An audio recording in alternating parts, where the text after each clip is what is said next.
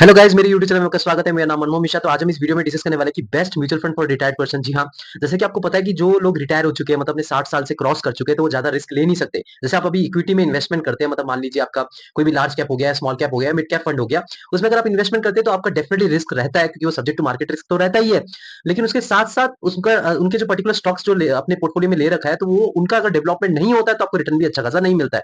तो यहाँ पे जो आपका टाइम फ्रेम ज्यादा नहीं रहता, क्योंकि आप बहुत ज्यादा एजेड हो चुके हैं, तो कोई फिक्स रिटर्न मिल जाए तो आप उसमें एकदम खुश रहते हैं, आपको कोई ज्यादा टेंशन लेने की जरूरत नहीं पड़ती। तो हम इस वीडियो में उसी के बारे में डिस्कस करने वाले हैं। तो मैं आपको टोटल यहाँ पे 5 ऐसे टाइप के म्यूचुअल फंड बताऊंगा, और मैं आपको मेंशन करके भी बताऊंगा कौन से म्यूचुअल फंड में आप इन्वेस्टमेंट कर सकते हैं। और लास्ट में मैं आपको कंक्लूजन में ये भी बताऊंगा कि आपको किस क्या स्ट्रेटेजी फॉलो करनी चाहिए, कि मतलब किस तरीके से आपको इन्वेस्टमेंट करना चाहिए कि आप सेफ थोड़ा चल सके। क्योंकि देखिए यहाँ पे सेफ्टी का प्रॉब्लम थोड़ा आ जाता है, क्योंकि आपका टाइम फ्रेम नहीं है, आप ऑलरेडी एजेड हो चुके हैं। तो आपको ऐसा इन्वेस्टमेंट करना चाहिए कि आपको, हाँ, थोड़ा बेटर देन एफडी रिटर्न मिल सके, और आप थोड़ा अच्छा खासा रिटर्न, मतलब आपको ये नहीं चाहिए कि भाई 20-20%, 25-25% रिटर्न मिले। आप चाहते हैं कि एफडी का रिटर्न जैसे 7 से 8% है, आपको इसमें 10% तक का रिटर्न मिल सके। तो मैं आपको लास्ट में कंक्लूजन में ये चीजें बताऊंगा। तो सबसे पहले मैं आपको बताऊं, सबसे पहला जो आपका कैटेगरी बनता है वो आपका डेब्ट म्यूचुअल फंड। जी हाँ, आप रिटायर्ड है तो डेफिनेटली आप डेब्ट म्यूचुअल फंड की तरफ जा सकते हैं। डेब्ट म्यूचुअल फंड बेसिकली होता क्या है, आपका जो फिक्स रिटर्न जो सिक्योरिटीज होती है उसमें इन्वेस्टमेंट होता है। मतलब जैसे प्राइवेट बॉन्ड हो गया, आपका गवर्नमेंट बॉन्ड हो गया, तो उसमें क्या होता है कि उसमें फिक्स रिटर्न रहता है कि आपका 9%, 10% तक का रिटर्न मिलता है। तो उसका कंपोजर्स होता है।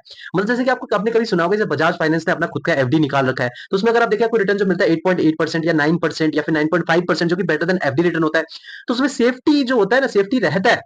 देखिए रातों रात बजाज कंपनी डूब तो जाएगी नहीं, अगर उसका स्टॉक की वैल्यू नीचे जाती है तो उसमें आपका फिक्स रिटर्न में कोई डिफरेंस नहीं आएगा, क्योंकि उन्होंने आपको वादा कर रखा है 9 से 9.5% तक का रिटर्न डेफिनेटली मिलेगा, तो मिल जाता है।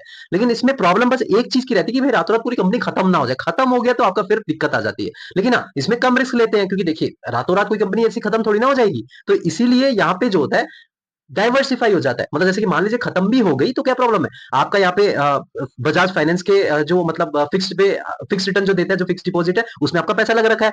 प्लस आपका गवर्नमेंट का कोई बॉन्ड है जिसमें आपको 9 से 9.5% तक मिल रहा है, उसमें आपका पैसा लग रखा है। वरना कोई भी ऐसे कई सारे जो बैंक्स है, कई सारे ऐसे जो मतलब जो प्राइवेट कंपनीज है या फिर गवर्नमेंट का जो सेक्टर्स है, उन्होंने जो फिक्स बॉन्ड प्रोवाइड करवा रहे, तो उसमें आपका डाइवर्सिफाई हो जाता है। तो एक कंपनी से डूबने से कोई ज्यादा फर्क नहीं पड़ता है। तो ये जो चीज है थोड़ा आपको बेटर देन एफडी रिटर्न देता है, मतलब 9 से 10% तक का रिटर्न दे देता है। तो इसके जो फंड है वो आपका HDFC short term debt fund. Second में आता है आपका ICICI Prudential regular saving fund. जी हाँ, ये दोनों फंड की तरफ आप थोड़ा रिसर्च करके इन्वेस्टमेंट कर सकते हैं। नंबर 2 में आता है आपका हाइब्रिड म्यूचुअल फंड। जी हाँ, हाइब्रिड म्यूचुअल फंड बेसिकली होता क्या है, इसमें आप थोड़ा सा रिस्क टेकर है। मतलब आप सोच रहे हैं कि मुझे 10 से 12% तक रिटर्न मिल जाए, मैं खुश हूं, मेरे को थोड़ा सा रिस्क लेने से मैं डरता नहीं हूं, थोड़ा सा रिस्क मैं ले सकता हूं। तो थोड़ा सा रिस्क मतलब आपको थोड़ा सा ज्यादा रिटर्न, तो 10 से 12% तक अगर रिटर्न चाहिए तो हाइब्रिड फंड की तरफ जा सकते हैं। तो हाइब्रिड फंड में होता क्या है, तो हाइब्रिड फंड में बेसिकली 50% तक का डेप्ट होता है। जो डेप्ट मैंने आपको भी बताया, जैसे गवर्नमेंट सिक्योरिटीज हो गई, गवर्नमेंट बॉन्ड हो गया, प्राइवेट सिक्योरिटीज हो गई, प्राइवेट बॉन्ड्स हो गया, तो वो आपका 50% हो गया। और 50% जो उनका जो इन्वेस्टमेंट होता है वो इक्विटीज में होती है। तो इक्विटीज कौन सी होती है, large cap companies. Large cap companies मतलब जो बड़ी कंपनीज के जो शेयर्स होते हैं उसमें इन्वेस्टमेंट होता है। तो यहाँ पे आप थोड़ा सेफ चल जाते हैं और थोड़ा रिटर्न भी आपको एक्स्ट्रा मिल जाता है। तो इसके जो फंड की बात करें तो वो आपका एचडीएफसी हाइब्रिड इक्विटी फंड, और सेकंड में आता है एसबीआई इक्विटी हाइब्रिड फंड। और मैं वो एक चीज बता दूं, जब मैं आपको दो यहाँ पे म्यूचुअल फंड बता रहा हूँ इस कैटेगरी का, तो आप दो में से एक फंड को चूज करिए, यानी कि दोनों फंड में डाइवर्सिफाई कर दिया, क्योंकि बात एक ही हो जाती है। यहाँ पे आप दोनों फंड मत चूज करिए, दोनों में से एक फंड रिसर्च करके चूज करिए, जो मैं आपको बता रहा हूँ। थर्ड नंबर पे आता है आपका मंथली इनकम प्लान। जी हाँ, देखिए आपके पास एक रॉ कैश आ चुका है, मतलब आपके पास अगर 1 करोड़ रुपए आ चुके हैं, आप रिटायर हो चुके हैं, तो आपको डेफिनेटली 1 करोड़ रुपए, 80 लाख रुपए, 70 लाख रुपए बस हो गए। तो ये जब आपको मिलता है, मतलब एज ए पीपीएफ या फिर आपका जीपीएफ के फॉर्म में, तो आपको यहाँ पे मंथली इनकम स्कीम प्लान को आप ऑप्ट करने की कोशिश करते हैं। तो यहाँ पे आप क्या मंथली इनकम के प्लान ले सकते हैं, जो वो है आपका आदित्य बिरला सन लाइफ मंथली इनकम प्लान, और सेकंड जो है आपका ICICI prudential monthly income plan. Basically ये भी डेब्ट और इक्विटी का कॉम्बिनेशन है इसमें। मतलब अभी मैं सोचिए कुछ अलग है, डेब्ट और इक्विटी को जो मैंने पहले आपको कंबाइन बोला, तो इसमें जो रिटर्न है आपको 10 से 12% रिटर्न मिलने के चांसेस मिलते हैं। इसमें कोई फिक्स रिटर्न नहीं होता, इसके बीचों बीच ही मिलता है।